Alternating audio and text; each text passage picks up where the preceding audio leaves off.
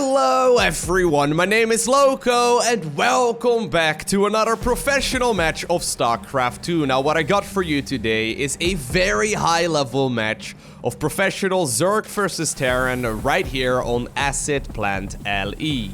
Spawning in the top left corner of the map and playing with the red Zerg drones. He's from Italy, he's 16 years old and he goes by the nickname of Reynor.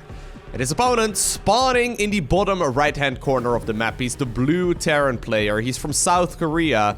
Easily one of the best Terran players on the planet. Of course, we are looking in the main base of Gumiho.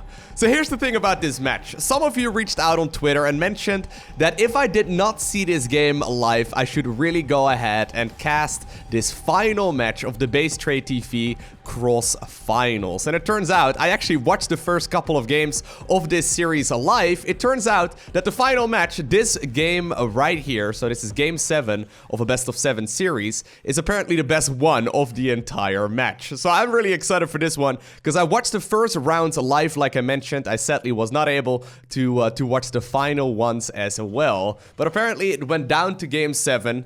And apparently the players saved the best for last. So here's what I can tell you of the rest of the series, at the very least from what I've seen. Gumiho in recent times has been favoring that mech-based Terran composition. You know how a lot of Terran players love and swear by the Marine Marauder Medivac kind of style? They transition to siege tanks and liberators and all that. Gumiho plays pretty much the exact opposite end of the Terran spectrum. He loves playing that mech-based composition with heavy Hellions, Thors, siege tanks, and all kinds of other armies. Now, other than what a lot of Terran players like to do, where they play extremely passive when they play mech, they basically just simply sit back for the entirety of the game and they eventually manage to go up to a push that goes across the map.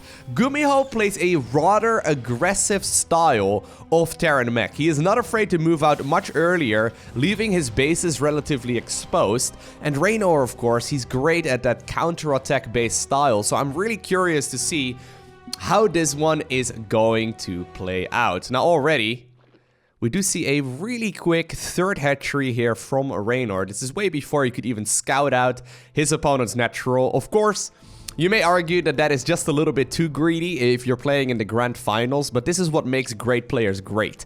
They take calculated risks, depending on what their opponent has been showing them so far. So even though, of course, you don't want to go for that third hatchery blindly on the ladder, just because that's just not going to pay off. If you've been playing 6 games against Gumiho already, right, and you kind of know his tendencies in the first place, he loves playing that macro-based style. It's a good educated guess, or a good educated guess rather, to assume that he makes that command center on the low ground once again. And if that's the case, and you think it is the case, you can go ahead and grab your third hatchery much sooner as well. But that's definitely a calculated decision, and not something you want to just simply pull off every single game. Now Gumiho is doing something very similar here, right? Look at this. He left the Reaper at home. He doesn't want to take any unnecessary damage to like pull first style.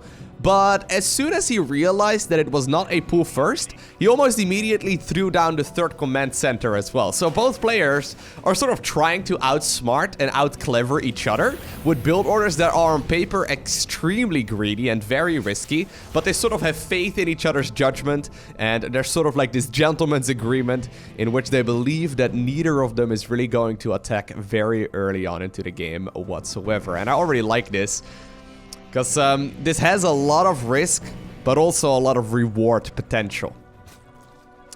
Now, we've been looking in the main base of the Terran players so far quite a bit, and judging by the fact that there are indeed once again 2 armories coming up, I think that Gumiho will be going for that mech-based style. Now, this has been unscouted so far by Reynor. I would not be surprised if Gumiho decides to wait for a little while longer here as well, just because, of course, he hasn't shown additional factories yet, and since he knows that his opponent didn't scout these armories, he knows that at this point, Reynor doesn't know whether or not it's bio or mech. He's likely gonna wait with adding on additional factories, there we go, until that Overlord is shooed away, effectively leaving his opponent in the dark. Now, double evolution chamber is coming up. Very interesting play here by Reynor. Usually against 1-1-1, so 1 barracks, 1 factory, 1 starport. You actually go for the lair and like a Roachborn or a Baneling Nest a little bit earlier. But apparently he has read something where he feels confident to go ahead and to simply transition towards 1-1 upgrades instead. So keep in mind, right, there's no detection here for Reynor. There's no Overseers, there's no Baneling Nest, there's no Roachborn. It's literally just Queens and Zerglings. So this is on paper, once again, a very greedy style, but it's one of those calculated decisions that a lot of these pro gamers of this caliber make just because they kind of know and expect what their opponent is doing. Imagine if this Banshee had Cloak. That would essentially be the end of the game, right? There's no spores. There's very little here that Zerg can do about it. Is there a transfuse? Oh my god, that was beautiful. Reynor actually trying to bait that Banshee away. Closer towards the ramp, trying to bait it to go after the queen, but apparently Gumiho is just a little bit too good for that. I love these subtle differences, man. This is what gets me so excited about StarCraft 2.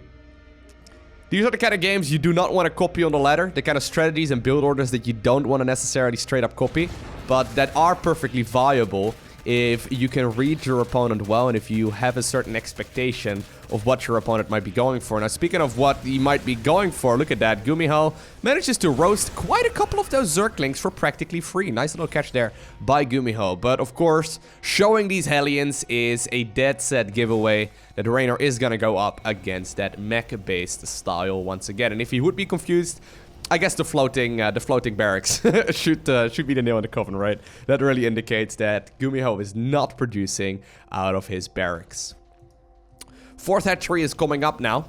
3rd command center has already landed here for Gumiho. He's adding on more and more of these factories. So +2 will be started here in just a bit, but at the same time, a Thor drop is moving across. Gumiho has been a big fan of the Thor drops. He puts them in high impact mode, and targets fire down queens as well as hatcheries and the whole shebang. They deal a stupid amount of damage. It's actually very difficult to stop this. Here we go, though. These Banelings have to go on all of those Hellbats, if at all possible. Queens trying to deal whatever damage they can, but you see the roasting here has been absolutely on point. Queens trying to target fire down some of these Medivacs as well, but it looks like Gumiho is dealing a tremendous amount of damage here with the units that he's got. Those Hellbats and Hellions are picking up so much value. Now, 1 Thor there does end up falling. There's still that little bit of Medivac harass where he's continuously dropping and trying to heal up one of these Hellbats. I think eventually, though, all of these units will be forced to get away, and all things considered, actually, only 2 drones went down. Now, I would say that most definitely, oh my god, look at that trait. That most definitely was a valuable trait there for... Oh man, did he lose to Thor anyway? Oh, I think he did. Yeah, he did. That most definitely was a valuable trait. At the same time, 4th command center here on the right-hand side was taken. Gumiho just barely manages to keep that one alive against the Zerg counterattack. And speaking of Zerg counterattacks, a couple lings once again were threatening here to go across the map. Hellbats just barely morph in time, but I don't know if it's enough because +1/+1 has finished up here on these Zerglings, and it makes them much more powerful against this kind of army than they normally would be. And Gumiho recognizes the threat, immediately decides to cancel the 4th command center and builds it a little bit closer to the 3rd as well as a 5th right as a follow-up. Now, what Gumiho was doing in a lot of the games that I've been watching is go for a push right when +2/+2 finishes. So we see those upgrades just about to come down. Ooh, a bit of a supply block right here by Gumiho, showing us that he's human. I'm curious to see if we're gonna be spotting something similar in this game as well. Those Hellions and Hellbats are trying to do whatever they can, but right now, once again, right, ooh, that's a big pickup there. Gumiho ends up losing a handful of them, and that means that if he even was planning to go for a push earlier, that essentially is now shut down. You really need those Hellions, and in particular Blue Flame, before you can properly make that mid-game push. Now, the main was scanned just now here, and it shows that there's still a lair. So no hive tech just yet. That kind of indicates to me, as well as to Gumiho, of course, that he doesn't really need to move out yet. Gumiho can just simply sit back and macro up a much bigger force. He could continue doing Thor drop harass. Oh my god. Is he gonna pick up all of them? He's got another Medivac. Come on, dude. Bring a third draw or a Thor to the party. It's fun, dude. He might just go for some Hellion play instead at the same time. And while the Thors and the Hellions are moving across, I think that this fourth command center indeed will just be landing in a little bit. It looks like it might be transforming into a planetary fortress as well. Thor drop making its way towards that third. Now remember, that third base was weakened quite a bit by that Hellion aggression earlier, right? So just target it, dude. There we go.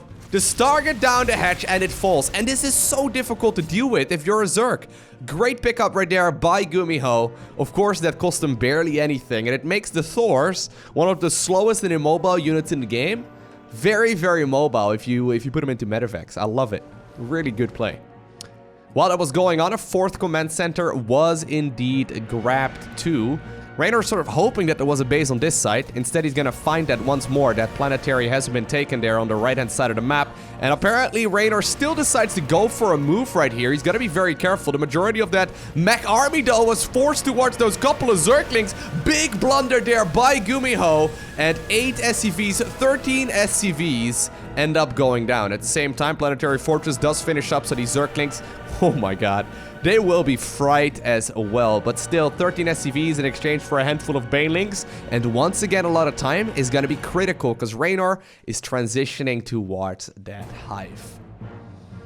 As soon as Brute Lords are out, as soon as Vipers are flying the map, that mid-game timing that Gumiho can go for is basically out of the window. He wants to try and deal some damage right now, but Reynor is trying to prepare for this engagement, and he's trying to buy himself time so he can transition towards Brute Lords, right? If he manages to go up to Brutes, he's gonna be in a much better spot. At this point, there's barely any Viking play whatsoever for Gumiho. He's got a couple of them up in the air, but really not that many. So the majority of his anti-air would be these Thors. Now, Thors are still very good, in particular with the 3-3 upgrades that are right now finishing up against that or against those biological Brute Lords. But still, right, this is definitely, once again, a bunch of Hellions end up going down there. But this is definitely still a game where Gumiho feels pretty comfortable, I can imagine. He's getting up to that maxed out Terran Death Ball. Using Thor drops to clean creep tumors. Man, we've come a long way in playing Mech in StarCraft. Even bringing in an additional medevac just so he can pick up in case one of them ends up going down. Now, the third hatch here will be retaken. Reynor should be able to grab these Hellions with relative ease too. Blue Flame, though, definitely does change the tide of battle. My god, that is a lot of value there that the Terran player gets. But here is the Greater Spire as well as that Viper transition that I was expecting. At the same time, though, the Thors were dropped off right over here. Just target the hatch, dude. Yeah, there you go. Just hit the hatchery. Look how much damage to deal. One of the Thors is not even fighting here. Transfuse is now going down, but I've got a feeling that this base is still in a lot of trouble. Banelings trying to do whatever they can. Medivacs pretending to be Warp Prisms. And while apparently 2 Thors did not get their evac, 2 more did get picked up. And apparently that means that the hatchery also ends up going. Now, this would be a big pickup. Woo! Nice boost there by Gumiho. He just barely manages to get out of there. Reynor trying to set up a bit of a run by. Still, man, these Hellions are doing so much work. What a beautiful play here by Gumiho. He's maxed out right now, right? He's maxed out. He knows his opponent doesn't have Brute Lords out yet. This would be another perfect time for him to move across the map. Now, in the other games of the series, Gumiho was going for a much more aggressive style, where he really tried to move across right when his opponent was going for all of these lings and whatnot, right? But there was one critical difference as well. What Reynor was playing in the previous games that I watched was way more focused around roaches and then also, of course, Swarm Host. Now, in this game, that's not the case, and I think that might be the reason why Gumiho is trying to play this a little bit more passively. He is now maxed out. He's got all of the upgrades in the world, and he's got a stupid amount of siege tanks. 18 siege tanks. 18! Let's look at the cost efficiency so far. Oh my god, exactly 10,000 minerals were lost, but that is 100% in favor right there of Gumiho. Once again, these siege tanks, man, they are dealing the damage from a distance. Now, planetary, or rather, parasitic bomb there does also end up killing quite a couple units. Hellbats and Hellions, once again, moving right here on the left-hand side. But slowly but surely, right? Gumiho is starting the march through the center of the map. And this is a really, really easy reinforcement pattern. This always makes me think a little bit of chess, where controlling the middle part of the board is far more valuable than controlling the outer edges. And since Terran Mech is as slow as it is, I think controlling this section of the map is very important. Very, very important. Scans will not confirm that there are Brute Lords out, though. That is very much so the saving grace right now for Reynor. All he really needs to do is Parasitic Bomb the Vikings, Blinding Cloud the Thors, and let the Brute Lords do their work. Obviously, having Hydra Ling Bane at the ground is still going to be very helpful, but it all comes down to Corruptors, Brute Lords, and Vipers right now. That air-based Zerg army. Queens, of course, with the Transfuses, they can definitely help out in these moments as well. This is going to be a close call, though. Gumiho's army rather, is still looking very solid. Now, here we go. Very classic Reynor timing attack. He does this all the time. He sends the Zerglings, or not a timing attack, I guess, a counter attack. He sends the Zerglings in right at the point where the Terran player is moving across. And actually, interestingly enough, Gumiho is splitting up his army. That is something we do not usually see Terran players do. Calculated decision there, right? Keep in mind, remaking these tanks at this point is very, very expensive. 21 SCVs, though, have already gone down, but at the same time, the Hellbats, oh my god, they roasted an entire mineral line worth. Siege tanks trying to kill the base Blinding Cloud, though, preventing that from happening. And Gumiho does end up losing the siege tank, and he does not get the hatchery kill. He did, however, kill 23 drones there in total. And I think just by losing some of these siege tanks, Gumiho intentionally also opened up some supply for more Hellions that he can morph into Hellbats to kill the Brutelings. More and more Thors right now, as well as more Vikings. So he's gonna go ultimately into that counter for that Brute Lord-based army. How many Brutes are out right now? That's 10 Brute Lords already. Reynor's still using those Queens as well, right? Keeping them close to those Brute Lords to make sure he can transfuse them if he needs to. And this is actually gonna be a very interesting engagement, because there's a chance with proper Viper control. Where are the Vipers? That he can definitely still get the value that he's looking for. Well, there we go. 4 of them in total. Now, he's got to be careful, Reynor that is, but the fact that there's still, of course, a low HP hatchery right there on the left-hand side of the map. But this engagement, man, it is not slowing down. Parasitic Bomb being activated on as many of those Vikings as possible. Blinding Cloud slowing down the advancement through this choke, but Gumiho's army is looking absolutely massive. Supply-wise, there's no denying that Reynor is very far behind. Hatchery also ends up falling, but there's really not that much to deal with this amount of Brute Lords. As soon as those Corruptors are taking care of all of those Vikings, right, it's just down to the Thors now to clean all of it up. The Hydra's coming on from the left-hand side as well. They're trying their very best to deal as much damage to all of those air units as possible. And right now, a couple Thors still remain, but there's no denying that there's more and more Brute Lords. 5 Thors versus 3 Brutes. Well, I guess that's 5 Thors, but some of them are still moving across the map. Reynor, though, while he seems to be cleaning up this engagement, he is losing a tremendous amount of workers. And apparently, it is indeed going to be enough. Reynor managed to keep his opponent at bay for a very long time. But Gumiho shows us how to play that mech. And it's so interesting, right? Like I mentioned at the beginning of the video, for a long time, Mech was this really immobile unit composition where you would just simply sit back for the longest time and eventually move across the map. But Gumiho was the one that really started mixing in medivacs and go for a lot more harass while also transitioning. It's very cool to see how this is gonna continue to develop, you know? This is something that has been undergoing in like the meta of StarCraft for like, I would say probably 2 years. Before that, people tried to play Mech, but it never really worked very well. Gumiho really is starting to figure out a way to make this work against really strong Zerg players. And like I mentioned, right, in the other games, Reynor tried to go for Swarm Host, and Gumiho just absolutely smashed it. He basically would load up his Hellbats into medivacs and then drop them where the Locust would go. And that way he could prevent his siege tanks from killing, or rather from dying. He would unsiege the tanks and whatnot. It was absolutely beautiful. Gumiho was dealing with it like a boss. I'm really curious though, right? With the new patch coming up, probably like mid to late November, with battle cruisers getting a buff and cyclones getting a pretty big overhaul as well, I'm very curious to see how this kind of mech-based composition is going to play out then. Also, obviously, Thors are going to be significantly better when it comes to dealing with massive units, and they're going to be much weaker when it comes to dealing with, for example, a group of Zerglings. They're going to die much easier because they're losing an armor, but they're going to take a lot, or they're going to be able to deal a lot more damage to, for example, Brutes. It's going to be a very interesting dynamic. I feel like the new patch, right? It's directly buffing Gumiho's playstyle, and he already seems to be polishing this kind of playstyle for years now, and it's getting to the point where it looks absolutely unstoppable.